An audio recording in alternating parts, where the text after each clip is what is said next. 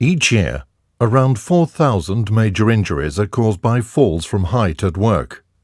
If a person is working at any height from which they could be injured if they fell, then they are termed to be working at height. This includes, for example, falling into an inspection pit or excavation.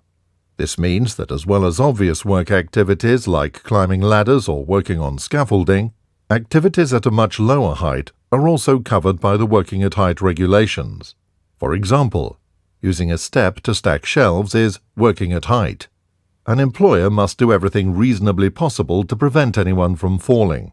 This includes avoiding all work at height wherever possible, using suitable equipment to aid any work at height if there is no other method of carrying out the work from a place which is not at height, doing everything possible to minimize the height from which the person may fall and minimize the consequences should a person fall.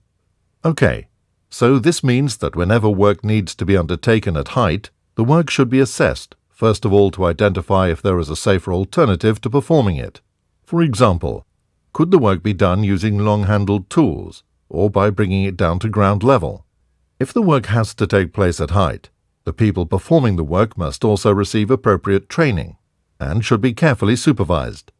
They must also be equipped so that the task can be undertaken safely. Remember that it is nearly always safer to use a tower scaffold or a mobile elevating work platform rather than ladders. Let's quickly look at precautions that make working at height safer. Always wear appropriate non-slip footwear. If climbing, always scrape off mud from boots first.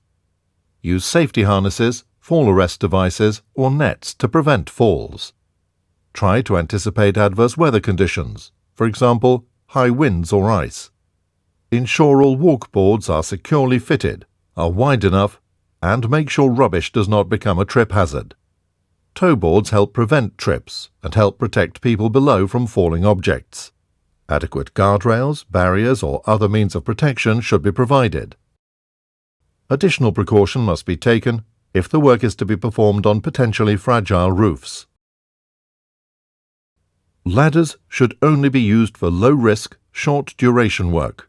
If a ladder is the right equipment to use, it should be in good condition, prevent it from slipping, and used by competent people, where an additional handhold is available.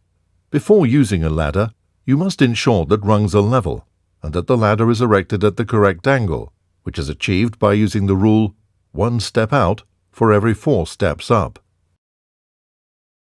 Ladders should always be secured if possible. If this cannot be accomplished, then stabilizers and anti-slip devices should be used. If you have not received appropriate ladder training, or you feel that a ladder is unsafe, then don't climb it. Remember, there is no safe height to fall from. Each year, 58 fatalities are attributed to falls from height, and 60% of these occur in the construction industry.